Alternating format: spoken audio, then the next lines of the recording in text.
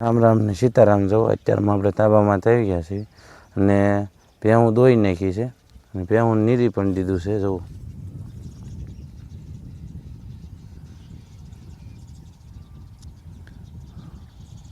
અત્યારનો કાંક આમ જો કુદરતી નજારો પણ જોવાની એકદમ મજા આવે. ખેતર ખાલી ખમ પડ્યા.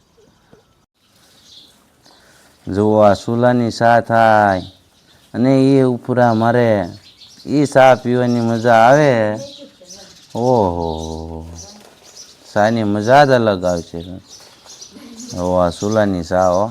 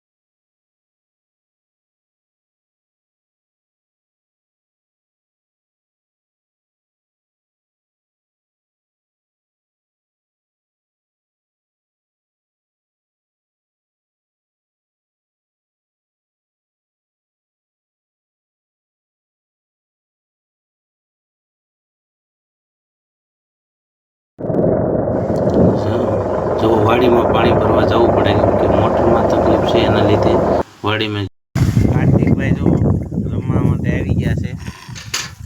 જો છોકરા બધા રમે છે જુઓ.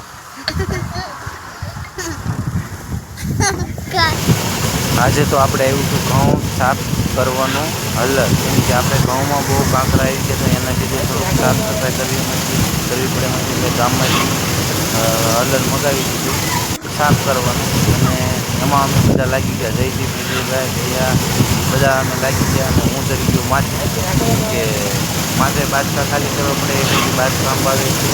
પહેલાં તો મેં એમ કે અંદર મગનો સાવણો ફિટ કરેલો હતો કે ઘઉંનો સાવણો ફિટ કરવાનો આવે એમાં એ અંદર ફિટ કરી દીધો. ફિટ કરીને તરત પછી અમે ચાલુ કરી દીધું ઘઉં નાખવાનું. ઘઉં કાઢીને અડધી કલાકમાં તો ઘઉં કાઢી નાખ્યા ને, કલાક તો બાજરો કાઢતા. 2 કલાકની અંદર અમારે થઈ ગયું સાફ. તમારે શું ભાવ લેશે એ કોમેન્ટ કરીને જણાવજો, કે તમારે કેટલો ભાવ લેશે એ પણ અમને કહેજો.